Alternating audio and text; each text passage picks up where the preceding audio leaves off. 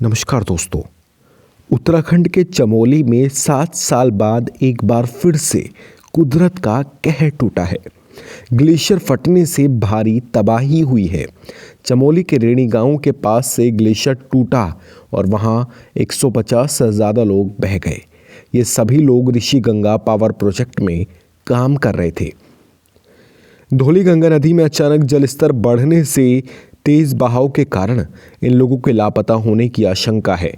कहा तो ये तक जा रहा है कि अभी तक 15 से ज़्यादा लोगों के शव भी बरामद हो चुके हैं। इतना ही नहीं, कई पुल भी टूट गए हैं, कई गांवों का संपर्क भी टूटा हुआ है। ऐसे में आपके लिए जानना बेहद ज़रूरी है कि आखिरकार ग्लेशियर कैसे और क्यों फटते हैं। हमारी आज की इस वीडियो में हम आपको यही बताने वाले हैं। अगर आपने अभी तक हमारे चैनल को सब्सक्राइब नहीं किया है तो प्लीज़ कर लीजिए, बेल आइकॉन भी दबा दीजिए ताकि आपको हमारी वीडियो सबसे पहले मिलती रहे। तो चलिए शुरू कर लेते हैं। सबसे पहले ये जानते हैं कि ग्लेशियर होता क्या है और ये बनता कैसे है।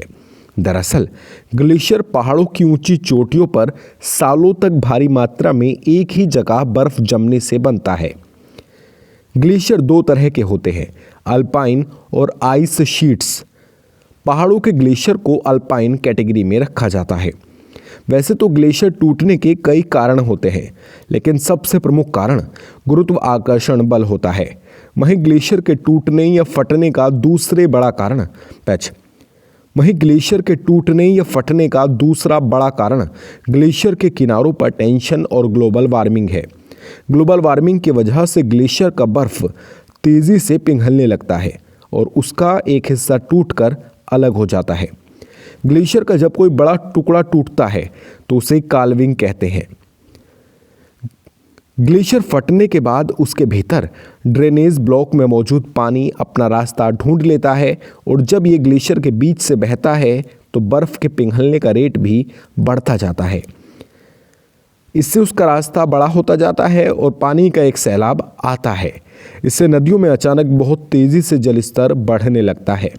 नदियों के बहाव में भी तेज़ी आती है जो आसपास के इलाकों में भारी तबाही लेकर आती है।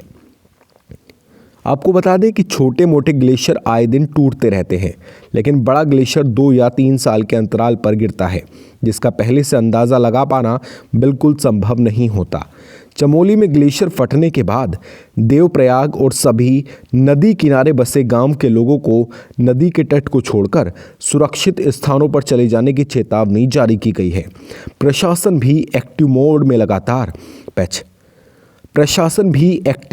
लगातार लोगों को खतरे वाली जगहों से सुरक्षित स्थानों पर पहुंचाने में जुटा हुआ है। यही वजह है कि खतरा अब काफ़ी हद तक कम हो गया है।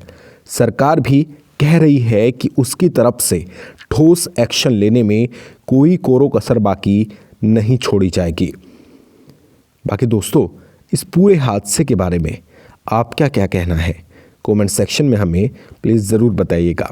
वीडियो अगर आप यूट्यूब पर देख रहे हैं तो चैनल को सब्सक्राइब कर सकते हैं, फेसबुक पर देख रहे हैं तो पेज को लाइक कर सकते हैं। वीडियो आपने पूरी देखी है, इसके लिए आपका बहुत ज़्यादा शुक्रिया।